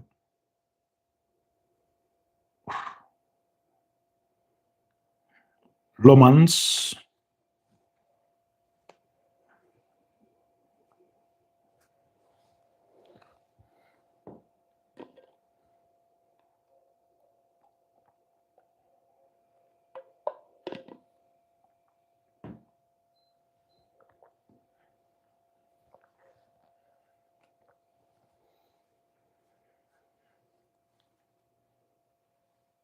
Junior Kobbie, one of those young, promising youngsters.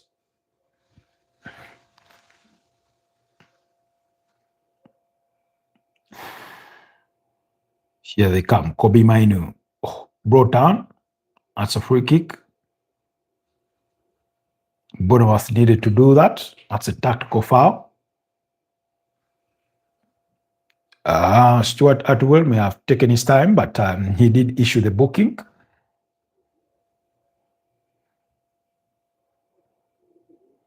Oh, come on.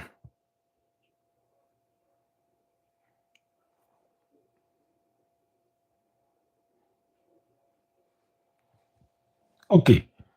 Maybe we bet United snatch it late on or Bournemouth. Why do I have a sneaky feeling one team could snatch it at the tail end of it? Will it be United or will it be Bournemouth? Here they come. United.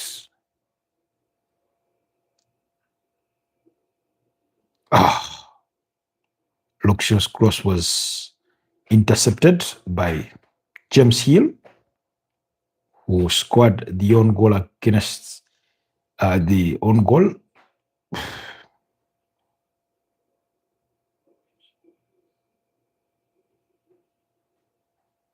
Benjamin Sesko has not had any chances created for him ever since he came on.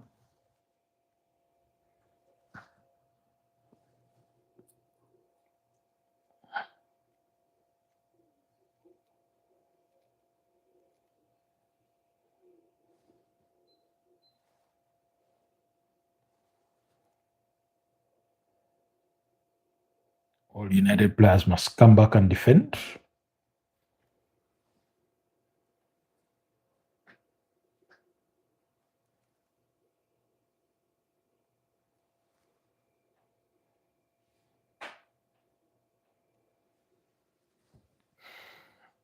Four minutes of the night played. We're into the fifth.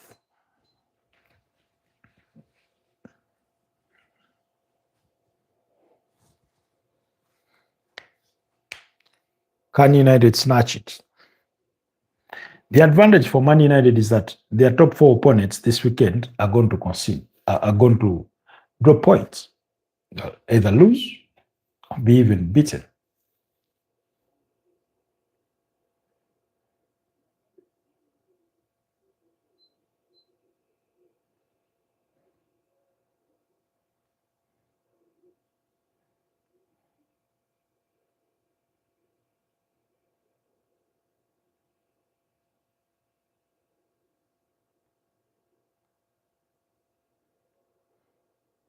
Bruno Fernandes is always crying about everything. That was as blatant as you can have it from Benjamin Sesko. You cannot argue against that.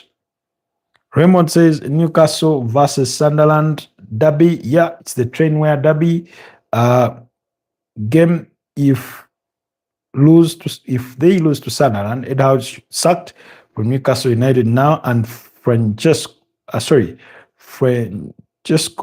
Farioli appointed as manager. Francesco Farioli, currently at FC Porto, was at Ajax last season for some time. No, yes, was at Ajax. Then they conceded the title to PSV Eindhoven, and he resigned. So, good manager, Farioli. Good manager, you cite there. So, yeah, it is the Trainware derby this weekend between Newcastle and Sunderland. I think that game is on Sunday at 5:15 p.m. East African time. That's from Raymond Kangumba. Good to have you, Raymond.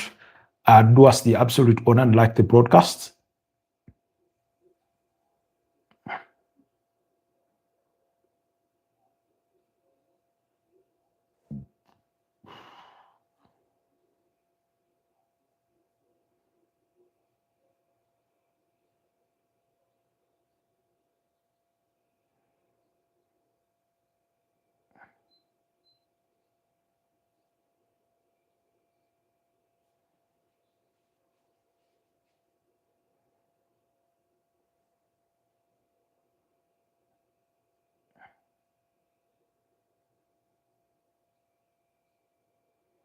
Mason Mount was brought on for Amadou Diallo.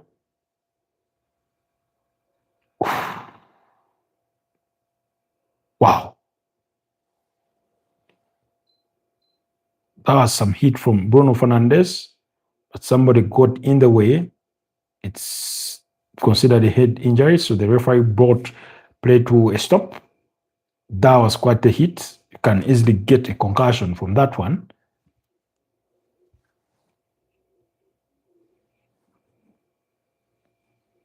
It's completely understandable.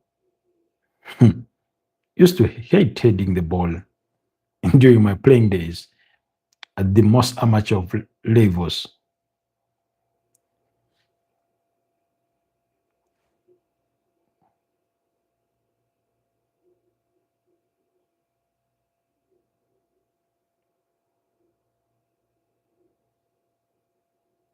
If it ends this way, it means Manchester United will only move to 55 points. Nonetheless, nobody is capable of knocking them out of that third place, regardless of the results from all the other top four pursuants. Even if Aston Villa are to win over the weekend, they did welcome back their captain John McKean and his squad against Lille.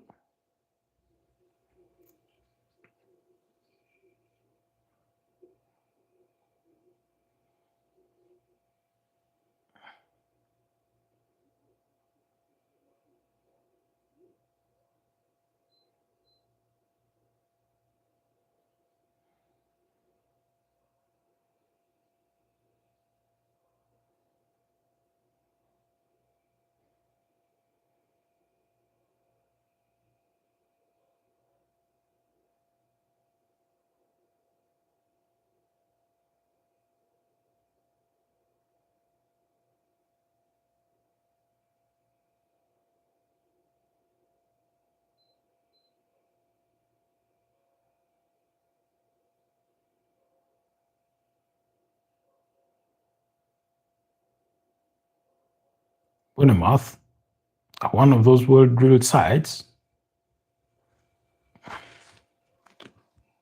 On a given day, they can't feel like a thorn in the foot of any team.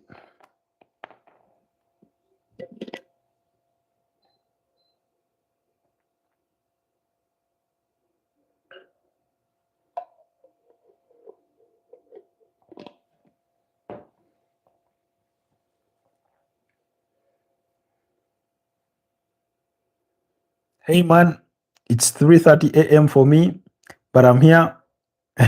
Thank you so much, Who. Thank you so much for sparing a moment to be here with us. Understand the time differences. Yeah.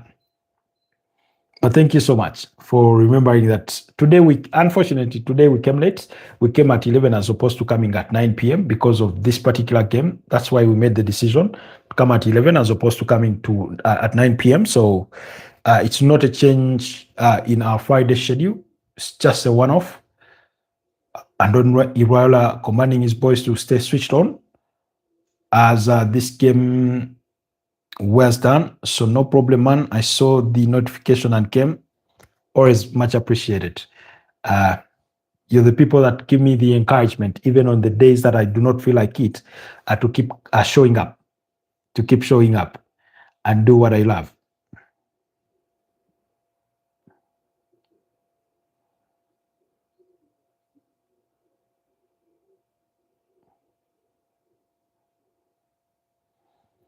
It's all over. Manchester United 2, FC Bournemouth 2. It's finished at the Vitality Stadium in a 2-2 draw, pretty much like we had predicted. But it was a fun game, very, very enjoyable. You say I'm online, and if I'm online, I see your notification. I always come. It's fun. Much appreciated, my brother. Much appreciated there. Thank you so much. So it's finished. Manchester United 2, Bournemouth 2. A penalty from Bruno Fernandes did give Manchester United the lead, while Ryan Christie scored to restore parity 6 minutes later.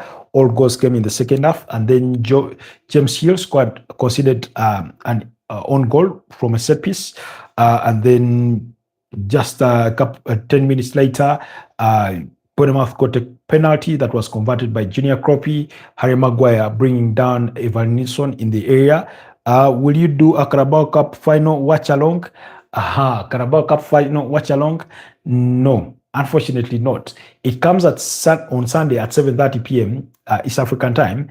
I do not have the privacy to do that. It's the only thing that will stop me from doing that. So unfortunately, I won't be able to do that. So, but after the game, we will do a live, our usual Sunday live at 11 p.m. So at that time, there's going to be the Madrid derby between Real Madrid and Atletico Madrid at 11 p.m. On Super Sunday, but I won't be able to do the watch along. Really, I would have loved to really do it, but given my circumstances and the space that I use, I may not have the luxury of privacy to do the live at that time. So. And you know, the thing with the final is it can go into extra time and then go into penalties. Then before you know it, you're doing close on to 3 hours, of the watch along. So I cannot promise that I'll do that. But thank you so much for laboring to even ask. But yeah, so those are the updates. That's the final result. In terms of the Premier League table, that means that Manchester United move to remain in the same place, third place, but they go to 55 points because they had 54 points coming into this game. And regardless of what happens from the sides of Aston Villa and etc., it will not change Manchester United's position. I think they would have loved to win, but they would be happy to take a point, given that they were down to 10 men. And I think Man City just survived the scare there, because had Manchester United won, they would have gone within about what, 4 points behind them, 4 or 5 points thereabout. So yeah, Manchester United are close to agreeing a new contract with Kobbie Mainoo. The 20-year-old is being handed a 5-year contract that will run until June 2031. Harry Maguire is being given a new contract, 1 year plus an option to extend for a further year. That's for the 33-year-old former Leicester City defender. Then Andoni Iraola is a target for Athletic Bilbao, for whom their manager in Ernesto Valverde has announced that he will be leaving the club at the end of the season. So his contract with AFC Bournemouth runs out at the end of the season. He will be informing his bosses during this March international break. That's after the weekend, whether he will be putting pen to paper on a new contract or he will be enticed with the return to his parent country, where he did manage Rayo Vallecano before coming to join Bournemouth in July 2023, when Bournemouth part ways with Gary O'Neill, who had replaced Scott Parker, for those of you that remember, I think. So that is what is happening. Then the other key news is that Harry Maguire still and Kobbie Mainoo have been summoned to the England national team. So they will be part of the England squad. It's a squad of 35 players. Thomas Tuchel he summoned a very sizable squad.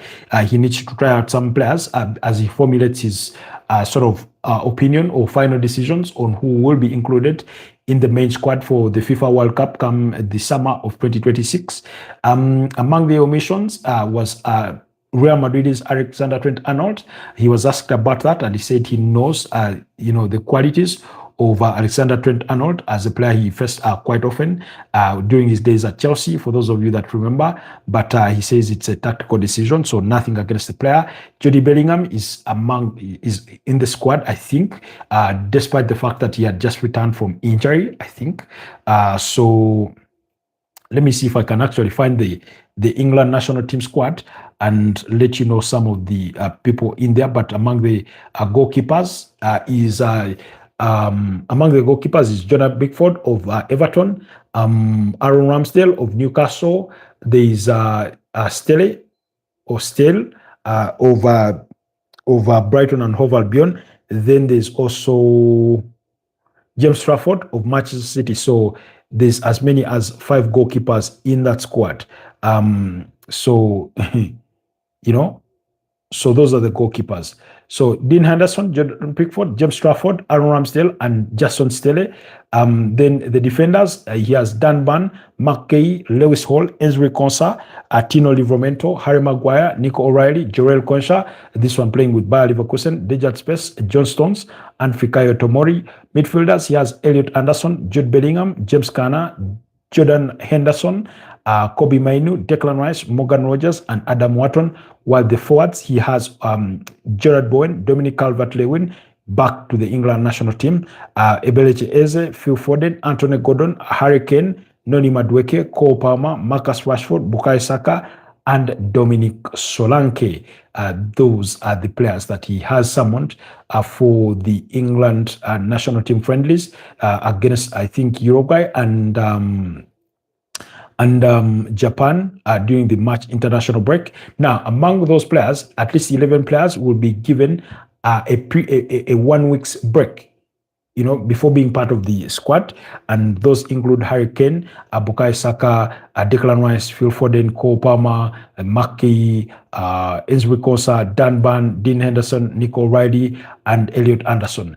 I'm surprised Ebelechi Eze is not included on that list, but that's up to the manager. But he thinks those are players that have played a lot of games. So due to load management and especially bearing in mind that after the international break, they're going to be in the busy tail end of the business end of the season. So he decided that they will be given some days off to have a little bit more rest, given their responsibilities with their respective clubs. For example, when you point out to the Arsenal players like Declan Rice and Bukayo Saka, the reason as to why I wanted to include Ebelechi is they played already so many minutes, and yet they're very crucial in Arsenal's ambitions of winning their first Premier League title in 22 years. They're going to be playing in the final of the Carabao Cup. They're still in the FA Cup. After the international break, they have to play Southampton and then go and play in the UEFA Champions League against Sporting Lisbon in Portugal.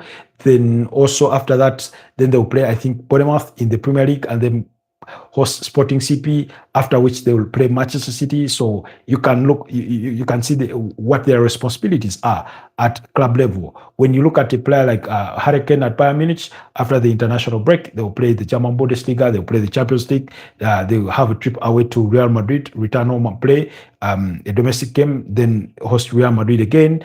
When you look at a player like Ezri Konsa of Aston Villa, and Dean Henderson, Ezri Konsa, Aston Villa still in the UEFA Europa League.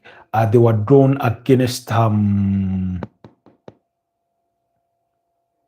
trying to remember who Aston Villa have in the quarterfinals of the UEFA Europa League. So they are still in that action. So in that competition. They have Bologna who knocked out AC Roma, so they have responsibilities there.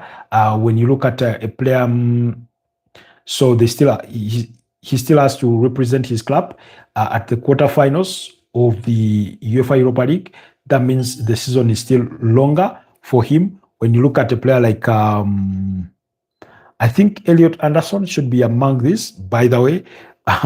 Even though they've not gone so far in cup competitions, but he still has responsibilities in the Europa League as well, because Nottingham Forest are going to be playing up against FC Porto. So when you look at Dean Henderson, Crystal Palace are still in the UEFA Conference League. They were drawn against Fiorentina from Italy. So that's for the quarterfinals. So these are players that really, really have plenty of more games coming up for them. The players that I do not think would have qualified for this, for me, is Phil Foden. I think you would rather add Ebelechi Eze to this list as opposed to having Phil Foden. Then, actually, I need to confirm this list because... Yeah, Elliot Anderson is on the list of Nottingham Forest, although this one decided to, I don't know why they decided to add that Elliot Anderson is of, they decided to add that Elliot Anderson is of Newcastle, but that's not the case. So let me see. So among the key players that have not been included in the England squad is Alexander Trent-Arnold, Ollie Watkins, Luke Shaw of Manchester United, Morgan Gibbs-White, Harvey Barnes, Gerard Braithwaite, Conor Gallagher, Danny Welbeck, and Ivan Toney. Those are some of the notable omissions from the England national team squad, according to Sky Sport. Then, those players that I've told you about, yeah, the list is... it's the correct list. I think Elliot Anderson had been misplaced, given to the Newcastle team as opposed to Nottingham Forest. So, but yeah, but for me, on those 11 players, I would have added Ebelechi Eze. Let me see. Those players include Dean Henderson, Ezri Konsa, Dan Ban, Mark Kay, Nico O'Reilly, Elliot Anderson, Declan Rice, Morgan Rogers, Harry Kane, Anthony Gordon, and Bukayo Saka. Raymond says, hi, Bournemouth versus Newcastle, Manchester United with the red card. with 10 to draw. I'm happy with the draw for Manchester United and Bournemouth from Ray. Okay, that's Raymond giving his thoughts on the just concluded game, the 2-2 draw between Manchester United and FC Bournemouth. I think it's a perfect score prediction for us on the channel. Maybe I have to revisit what that preview and find out whether it's exactly what I was a draw. The draw was my prediction. Apologies on the slight internet glitch there. So those are the players that or the key takeaways about the England national team squad. That's the squad. Those are the players that will be arriving late, that will be given a couple of days off. Because according to the report, it says only 24 of Thomas Tuchel's squad will join up for the first friendly against Uruguay before the 11 others will arrive in the camp ahead of the Japan game, as the manager looks to balance his needs against a punishing domestic schedule. Raymond, you say you bring back the trainwear derby that is due. So guys, okay, let's look at you bring back the trainwear derby. Yeah, I know for a fact that Newcastle lost the first leg by a 1-0, so they have a revenge plot on that front. Meanwhile, Villarreal have beaten up against Real Sociedad by 3-1. RB Leipzig put 5 past Hoffenheim. Cagliari lost to Napoli by 0-0, while Udinese have beaten up against Genoa by 2-0. RC Lens beat up against Angers by 5-1. That implies that Lens have climbed up on the French League 1 table with 2 points ahead of Paris Saint-Germain, who have 2 games in hand.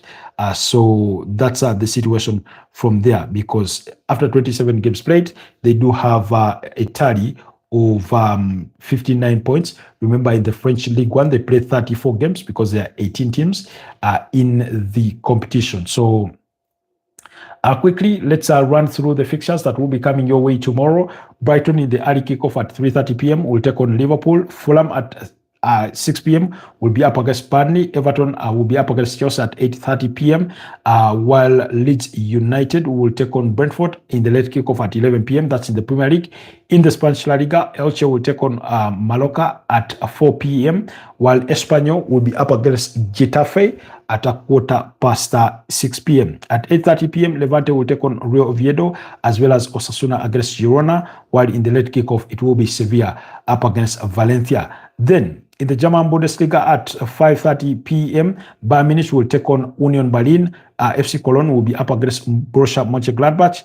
Heidenheim will be at home against Bayer Leverkusen, while Werder Bremen will be away to Wolfsburg. Wolfsburg in the relegation zone there. Then in the late kickoff at 8:30 p.m., Borussia Dortmund will take on Hamburg SV. Hamburg SV, that's where Albert Sambi Lokonga is playing, as well as Arsenal Loni Fabio Vieira. Then in the Italian Serie A at 5 p.m., Parma will take on Cremonese, while at 8 p.m., Torino will be away to AC Milan. In the late kickoff at 10:45 p.m., Juventus will take on Sassuolo, while in the French League 1, this is all on Saturday, Toulouse will be up against Lorient. At 9 p.m., Auxerre will take on Brest, while PSG will be playing away to Nice at 5 minutes past 11 p.m. Should be an interesting fixture to look forward to between PSG and Nice. I hope if I do remember, it's the one I should be watching, as opposed to watching Brentford and against Leeds United, or perhaps even Sevilla versus Valencia, although those two sort of down a bit. Then on Super Sunday in the UK, we'll have of course, the Carabao Cup final. That one will come at 7:30 p.m. But prior to that, we'll have a game at 3 p.m. That's the trainwear derby between Newcastle and Sunderland, St. James's Park. That's a derby. Then at 5:15 p.m., Aston Villa will be at home against West Ham. Tottenham Hotspur will entertain Nottingham Forest in the relegation derby. In the Spanish La Liga at 4 p.m., Barcelona will take on Rayo Vallecano. At 6:15 p.m., Celta Vigo will take on Deportivo Aves, while Athletic Bilbao will take on Real Betis at 8:30 p.m. And in the late kickoff on Super Sunday will be Real Madrid against Atletico de Madrid in the Madrid derby. In the German Bundesliga at 5 at 5:30 p.m., Mainz 05 will be up against Eintracht Frankfurt. St. Pauli at 7:30 p.m. will be up against Freiburg, while Augsburg will take on VfB Stuttgart at half past 9 p.m. Then in the Italian Serie A, in the early kickoff at 2:30 p.m., Como will take on Pisa. At 5 p.m., it will be Atlanta against Hellas Verona, while Bologna will take on Lazio. While at 8 p.m., AC Roma will entertain Lecce. Remember, AC Roma just lost by 4-3 after extra time in the UEFA Europa League. Then, in the late kickoff at 11:15 p.m., will be Fiorentina at home against Inter Milan. Then in the French League 1, at 5 p.m. on Super Sunday, we'll have Lyon against Monaco. Marseille will take on Lille. Wow, big games in there. That will be at 7 p.m., while Paris FC will take on Le Havre at the same kickoff time, as well as Rennes against Metis. And in the late kickoff, it will be Nantes against Strasbourg at 10:45 p.m. That's the action that you should expect from the major 5 leagues across Europe this weekend. So thank you so much, Raymond Kangumba. Thank you so much, Thank you so much, Pedri, and every single one of you that has been part of tonight's broadcast. May God bless your endeavors and your kindness. Thank you for having made this broadcast worthwhile for me and for you at the same time. Stay blessed, and I'll see you guys next time. Bye-bye for now. Good night.